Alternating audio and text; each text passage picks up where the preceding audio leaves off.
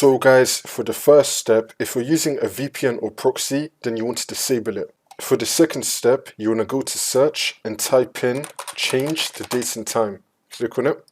And now once you're on this, make sure that your time zone is correct. Make sure that you have set time automatically turned on. Now you want to scroll down and then click on sync now. Make sure that your date and time is fully synced up.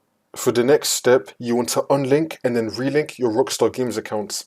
So you want to go to the link which will be down below in the description. It's going to take you to the Rockstar Games website. And now once you're on this, in the top right, you want to click right here and then select sign in. You want to sign into your Rockstar Games account. And now once you've signed in the top right, you want to click on the profile icon.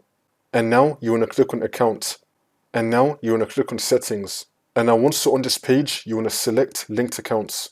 And now once we're here, you want to unlink your account and then link it again, and then this should now fix your problem.